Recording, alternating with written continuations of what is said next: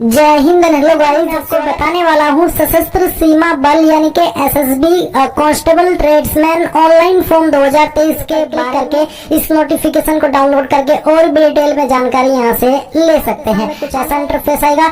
अब यहाँ पर आपको रजिस्टर पर क्लिक करना है। रजिस्टर पर क्लिक करने के बाद में यहाँ पर गाइस पोस्ट अप्लाइंग फॉर्म में आपको जिस भी ट्रेड में अप्लाई करना है वही ट्रेड आपको सिलेक्ट कर लेना है। जैसे कि यहाँ पर कांस्टेबल वाटर कैरियर है मेल, तो मैं इसको सिलेक्ट करता हूँ। सिलेक्ट करने के बाद में जो जरूरी क्वालिफिकेशन है वो 10वीं है। साथ ही आपको बोला है कि आपके पास 2 year work experience in respective trade या फिर 1 साल का सर्टिफिकेट। तो बेसिकली जो भी ट्रेड आप यहाँ पर सिलेक्ट करेंगे उस पर अप्लाई करने के लिए जो जरूरी क्वालिफिकेशन है वो आपको यहीं पर देखने को, आपको यहाँ पर ये सिलेक्ट कर लेना है। इसके बाद में गाइज यहाँ पर नीचे आता है आपका नेम। अब आपको आपका फर्स्ट नेम 10th के सर्टिफिकेट के अकॉर्डिंग एंटर करना है। मिडिल नेम है तो डाल देंगे, नहीं तो खाली छोड़ देंगे। यहाँ पर अब आपको आपका लास्ट नेम एंटर करना है। गाइज अगर आपने अभी तक वीडियो को लाइक नहीं किया तो यार लाइक कर दीजिए, क्योंकि आपके लाइक करने से काफी सारा मोटिवेशन मिलता है जो कि मेरे लिए बाकी सभी चीजों से बढ़ करके है, इसलिए आप वीडियो को लाइक कर दीजिएगा। अब यहाँ पर फिर से आते हैं पॉइंट पर, और जो आपका फादर नेम है वो आपको 10th के सर्टिफिकेट के अकॉर्डिंग यहाँ पर देना है। आपकी मदर्स का नेम आपको देना है। डेट ऑफ बर्थ आपकी क्या है वो आप यहाँ पर कैलेंडर के ऊपर क्लिक करके इस तरह से सिलेक्ट कर लेंगे। पहले आपका ईयर, फिर यहाँ से मंथ और उसके बाद में डे, तो आपकी डेट ऑफ बर्थ आ जाएगी। जेंडर यहाँ से आपको अपना सिलेक्ट कर लेना है। फिर नेशनलिटी में आप इंडियन सिलेक्ट कर लेंगे। रिलीजन आपका इनमें से जो भी है वो आपको सिलेक्ट करना है। मैरिटल स्टेटस बताना है, अनमैरिड, मैरिड, जो भी स्टेटस है वो आप सिलेक्ट करेंगे। कास्ट कैटेगरी आपकी कौन सी है वो आपको सिलेक्ट कर लेनी है। इसमें जनरल ओबीसी कोई फीस पे करनी है। SC ST and all category female के लिए कोई भी फीस नहीं है। इसके बाद गाइज यहाँ पर आपसे कुछ सवाल पूछे, जैसे कि क्या आप यहाँ पर गढ़वालीज, कुमाऊनीज, गोरखाज इन जाति से बिलोंग करते हैं? अगर हाँ तो यस, नहीं तो आपको नो करना है। क्या आप 1980 से लेकर के 1989 के बीच जम्मू एंड कश्मीर के निवासी थे? अगर हाँ तो यस, नहीं तो आपको नो करना है। क्या आप 1984 या फिर 2002 के चिल्ड्रन या डिपेंडेंट ऑफ विक्टिम है? अगर हाँ तो यस, नहीं तो आपको नो करना है। क्या आप एक्स सर्विसमैन है? अगर हाँ तो यस, नहीं तो यहाँ पर भी आपको नो करना है। क्या आप वो पर्सन है जो कि ऑलरेडी सेंट्रल गवर्नमेंट के अंदर जॉब कर रहा है और उसको जॉब करते हुए 3 साल हो चुके हैं? तो आप यहाँ पर इस वाले ऑप्शन में यस करेंगे, नहीं तो आपको नो करना है। क्या आपके पास 2 ईयर का वर्क एक्सपीरियंस है जिस भी ट्रेड में आप अप्लाई करें उस पर? अगर हाँ तो आप इस वाले में यस करें। या फिर अगर आपके पास 1 ईयर का कोर्स है यानी कि सर्टिफिकेट कोर्स है उसी ट्रेड में जिसमें कि आप अप्लाई कर रहे हैं, तो आप यहाँ पर इस वाले के ऊपर यस करेंगे, जो कि यहाँ पर आप ये देख सकते हैं।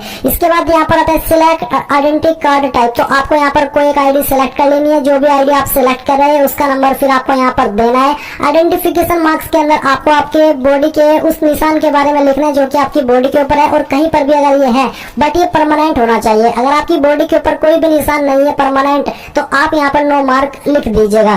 फिर आपको मोबाइल नंबर एंटर करना है और अपनी ईमेल आईडी आपको यहाँ पर डाल देनी है। अब जिस भी पोस्ट पर आप अप्लाई कर रहे हैं उसकी जो क्वालिफिकेशन की जानकारी है वो देने का ऑप्शन आपके सामने आ चुका है। यहाँ पर सबसे पहले मैट्रिकुलेशन यानी कि 10th, तो 10th आपने किस बोर्ड से किया उस बोर्ड का नाम आप यहाँ पर लिख दीजिए। किस साल के अंदर आपने पास किया वो साल आप यहाँ पर एंटर कर दीजिए। इसके बाद में आपका 10th का रोल नंबर क्या था वो आप यहाँ पर एंटर कीजिएगा। सर्टिफिकेट नंबर आप यहाँ पर डालिएगा। अगर आपके मार्कशीट या फिर सर्टिफिकेट मार्कशीट पर सर्टिफिकेट नंबर नहीं है तो आप NA यहाँ पर लिख सकते हैं। इसके बाद यहाँ पर डेट ऑफ इश्यू यानी कि कब आपका सर्टिफिकेट इशू हुआ है और डेट आप यहाँ पर इस तरह से सिलेक्ट कर लीजिए। पहले ईयर, यहाँ से फिर आपका मंथ और यहाँ से डे। सब्जेक्ट में आप यहाँ पर साइंस एज मेन सब्जेक्ट या फिर एनी सब्जेक्ट वो आप सिलेक्ट कर लीजिए। तो चलिए साइंस एज मेन सब्जेक्ट मैंने सिलेक्ट किया। अब आपकी परसेंटेज कितनी थी वो आप यहाँ पर एंटर कर दीजिए। अगर आपके नंबर CGPA में थे तो आप यहाँ पर उनको परसेंटेज में कन्वर्ट करके फिल करेंगे। अब आती है 12वीं की जानकारी। अगर आपने 12वीं भी की है तो आप यहाँ पर सेम वे में आपके 12वीं की जानकारी देंगे कि आपने किस बोर्ड के द्वारा की है और किस साल के अंदर आपने पास किया वो आप लिखेंगे। आपका 12वीं का रोल नंबर आपको यहाँ पर एंटर करना है।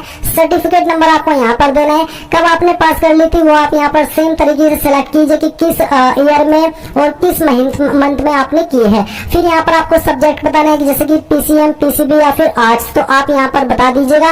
एंड इसके बाद में यहाँ पर आपको अपनी परसेंटेज देनी है। फिर आप यहाँ पर नेक्स्ट के ऊपर क्लिक कीजिए। नाउ गाइज आपके सामने एड्रेस डिटेल आती है। तो एक तरफ है आपका परमानेंट एड्रेस और दूसरी तरफ है कोरेस्पोंडेंस यानी कि प्रेजेंट एड्रेस। तो यहाँ पर आप सबसे पहले विलेज टाउन के अंदर जो आपके विलेज या फिर टाउन का नाम है वो आप यहाँ पर लिखेगा।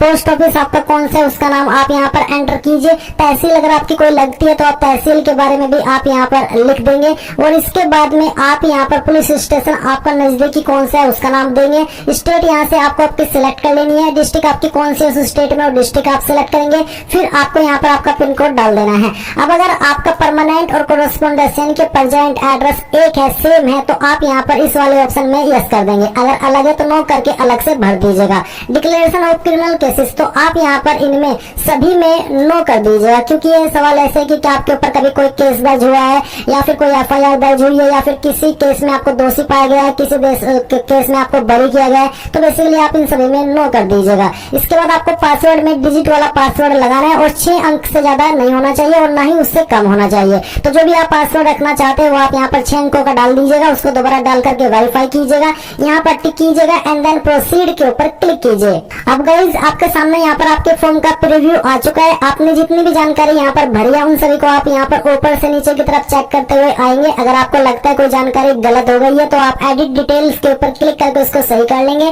नहीं तो आपको डिक्लेरेशन बाय द कैंडिडेट में यहाँ पर इन 2 के ऊपर टिक करना है। ये कैप्चा कोड आपको यहाँ पर डालना है और सबमिट एप्लीकेशन के ऊपर क्लिक करके यहाँ से ओके कर देना है। इसके बाद में यहाँ पर देखेंगे कि आपको आपकी रेशन ID मिल चुकी है, आप इसको नोट करेंगे एंड यहाँ पर आपको फोटो साइन अपलोड करना है। फोटो आपका 6 महीने से पुराना नहीं होना चाहिए, sharp focus and clear format JPG की या फिर PNG का साइज यहाँ पर आपका 500 KB से कम रहना चाहिए। तो आप यहाँ पर चूज फाइल के ऊपर क्लिक कीजिए। इसके ऊपर क्लिक करने के बाद में जहाँ पर भी आपकी फोटो फाइल है वो आप सिलेक्ट कीजिए, यहाँ से ओपन कीजिए, आपकी फाइल का नेम आ जाएगा। अब आप यहाँ पर नीचे आइए, यहाँ पर आपको आपका सिग्नेचर अपलोड करना है।